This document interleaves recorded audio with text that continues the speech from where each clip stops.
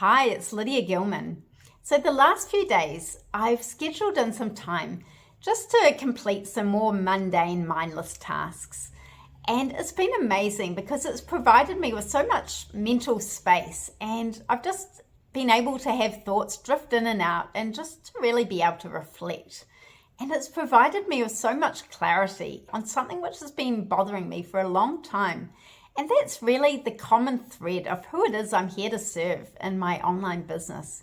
Because I've been working in the online space for quite a few years, and I started out working with children who, like me, might have been highly sensitive or empathic. They might be suffering from separation anxiety and just struggling generally. And when I grew up in the 80s, there was really no awareness or support around kids like me who were struggling. And the term highly sensitive person wasn't even coined until I was 18. So there really was no awareness. I was an empath as well, and I'd take on a lot of energies and emotions which weren't mine to take on. And that was really confusing and intense.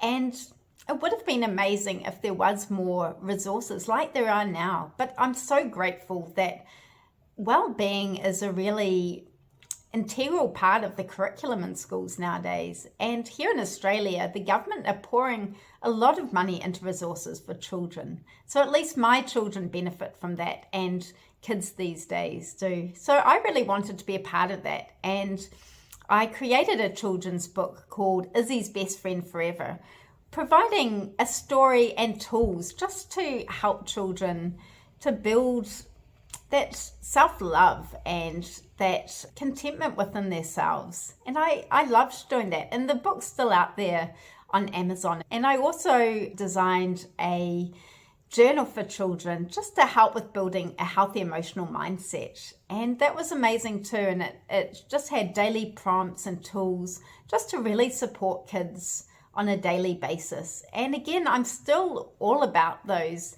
resources, and I'm working with them in schools and things, but I really felt like there was something more. I decided to start coaching women in midlife who were really searching for their purpose, their passion in midlife, like I was. And I found my purpose in midlife, and it really changed everything for me.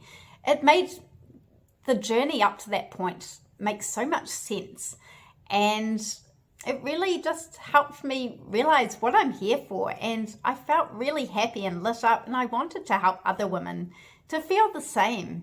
So it was a beautiful way to work with people and to help them really find their thing, to step into their power. And, it really changed everything.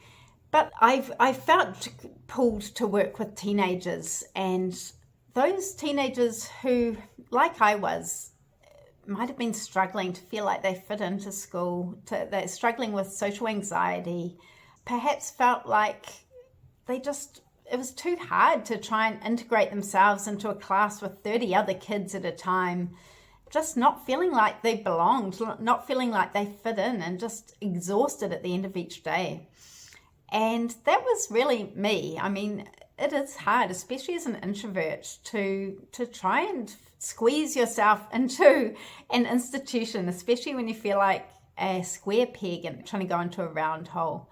So I've really been searching for that common thread. What is it which links these people all together? And part of that link is that they've all been me at different stages along my life journey. But I also realized that, humaning is hard for some of us, and I'm a late bloomer, and it's taken me a long time to really get where I am because it's trial and error. It's taken time, and so many of us are like that. And they might look like they have it all together on the outside, but inside they might be quietly struggling. And that's the case for me. People have often said to me when I've shared that I have anxiety, that I look like I'm so confident and I have it all together. And that's true. And I think we're taught at quite a young age how to be socialized and look like we're perfectly fine when we might be struggling on the inside. And I think that's a great danger.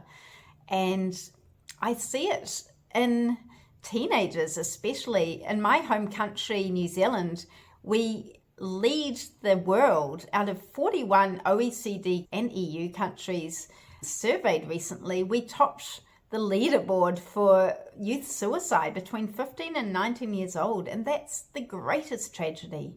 And they're kids with their whole lives ahead of them, but life is a struggle and they probably don't feel like they fit in, and it's hard. And they might not feel like they have any support, or they can't share that they need support. And they end up taking their lives. And that's the greatest tragedy to me. There are no extra people on earth. We're all here for a big reason. And when people feel like it's too hard even just to be on the planet, I mean, it leaves a gaping hole. And it's just the biggest, most heartbreaking thing to me. I've seen it as well in celebrities and adults. You know, they look like they've got the most perfect life from the outside to the onlookers, but then they take their life and it is discovered that they were really struggling and they couldn't feel like they could share that with people, and the only answer seemed to be to take their own lives. So this is really my big why, to help support people, to help them human, you know, to learn the tools like I did, because this life on earth is really such a gift, and we have the chance to do so much on this planet, and we're here to do that. But we need to feel validated, to feel seen, to feel like we have a tribe. And I think it's so important, and to have the tools to deal with the sensitivity, with the anxiety, with the struggles.